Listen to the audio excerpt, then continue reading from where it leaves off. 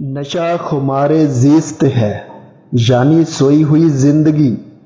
جاگتی ہوئی زندگی کے مقابلے میں سوئی ہوئی زندگی ایسے ہے جیسے ہوش مند انسان کے مقابلے میں بے ہوش انسان۔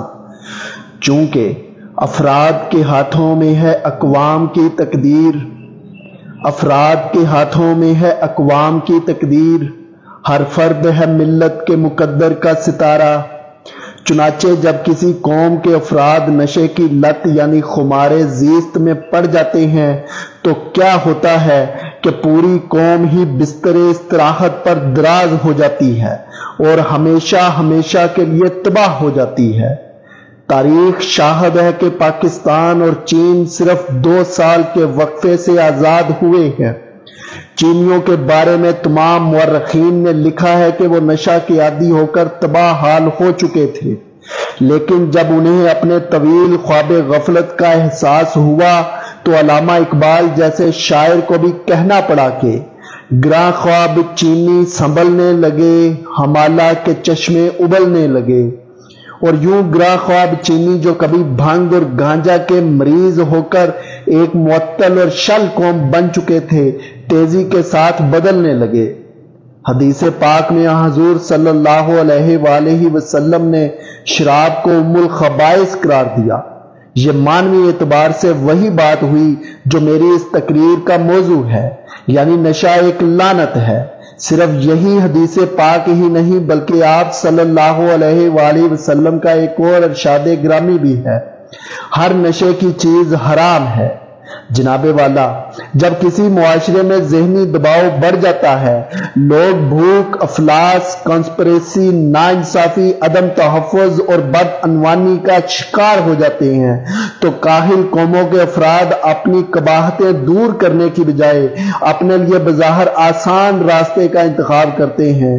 کچھ لوگ میڈیکیشنز لینا شروع کر دیتے ہیں تو کچھ نشہ آور اشیاء کا استعمال شروع کر دیتے ہیں، اور یوں قوم کے گلستان کے پھول کملائے جاتے ہیں، شگوفے اور کلیاں مرجھانے لگتی ہیں، جرت و تخلیق کے سرچشمے سوکھنے لگتے ہیں۔ عزیزان من، آپ نے یقیناً اخباروں کے اشتہاروں میں یہ سرخی پڑھی ہوگی، وہ نشے میں کہیں تنہا نہ رہ جائے۔ یہ محض ایک جملہ نہیں بلکہ بہت بڑی حقیقت ہے۔ نشہ پلا کے گرانا تو سب کو آتا ہے، نشہ پلا کے گرانا تو سب کو آتا ہے، مزہ تو جب ہے کہ گرتوں کو تھام لے ساکی۔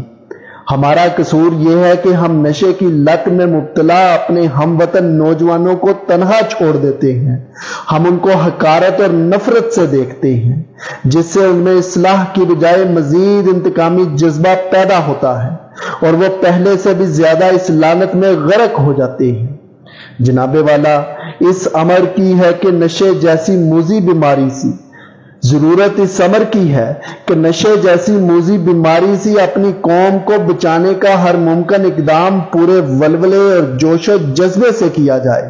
ملک میں جگہ جگہ ترک نشہ سینٹرز کا قیام عمل میں لایا جائے، اور خاص طور پر نشے کے بیپاریوں کو آہنی شکنجے میں جکڑ کر نشہ فروشوں کا پوری طرح کلا کما کیا جائے، کیونکہ بھنگ، افیون، ہیروئن، چرس، کوکین، شراب اور ان کے علاوہ اور بھی بہت سی معلوم اور نامعلوم اشیاء نشہ ہیں جو ایک جیتے جاگتے چلتے پھرتے انسان کو کچھ ہی عرصہ میں جیتی جاگتی لاش میں تبدیل کر دیتے ہیں۔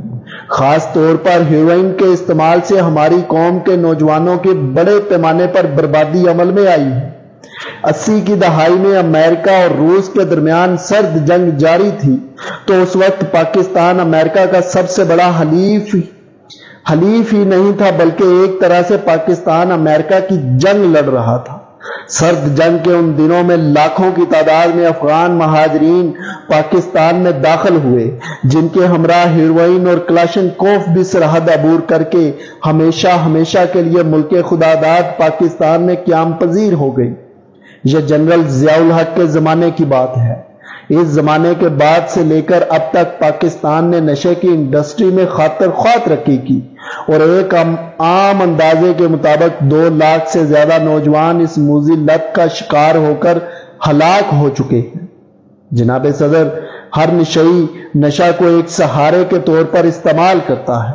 زندگی سے فرار کا سہارا، دکھوں سے وقتی نجات کا سہارا، درد و آلام کے خوف کے خلاف سہارا، احساس عدم تحفظ سے نجات کا سہارا۔ مگر یقین جانیے سہارے آدمی سے استقامت چھین لیتے ہیں۔